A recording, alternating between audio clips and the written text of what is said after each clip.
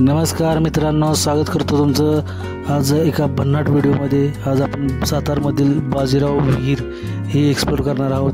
तर ही पाहू शकता तुम्ही बाजीराव विहीर हे मेन गेटमधून आपण आतमध्ये प्रवेश करतो आहोत। तर मित्रांनो, ही विहीर महाराष्ट्रातील सर्वात मोठ्या विहिरीपैकी 7व्या नंबरची मोठी विहीर आहे बघा। ही तुम्ही पाहू शकता, जवळजवळ 100 फूट म्हणजे 2 मजली अशी उंच ही विहीर।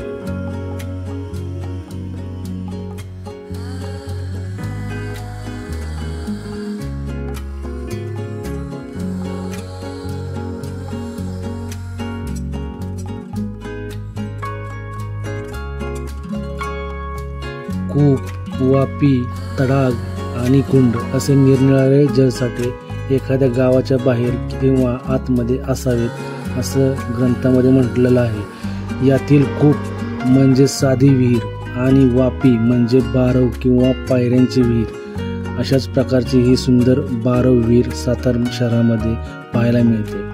ही बारव बाजीरावांची विहीर या नावाने सुद्धा ओळखली जाते।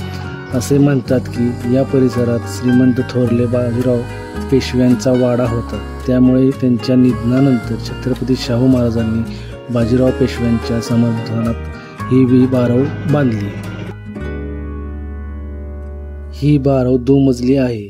याच्या कोरीव कमानीवर शिल्प आणि इतर काही मूर्त्या कोरलेल्या आहेत। या 2 मजली कमानीपाशी गेलं की पुढच्या बाजूला असलेली विहीर दिसते। या विहिरीवर मोठ बसवण्याची सुद्धा सोय केलेली आहे। साताऱ्यातून अर्कशाळेतून पुढे गेलं की सरपंच मारुतीच्या समोर ही बारव विहीर आहे।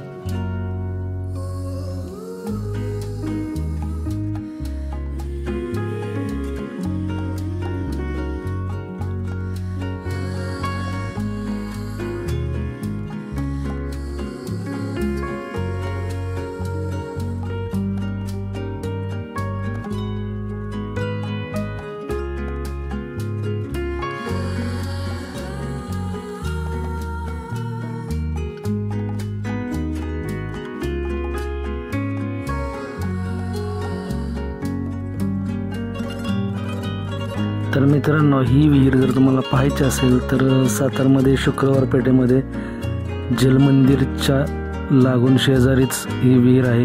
तर तुम्ही पाहू शकता।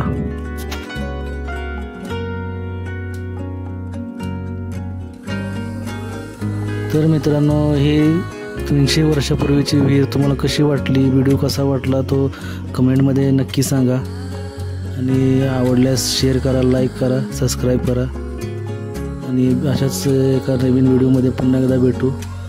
तोपर्यंत गुड बाय, जय हिंद, जय महाराष्ट्र।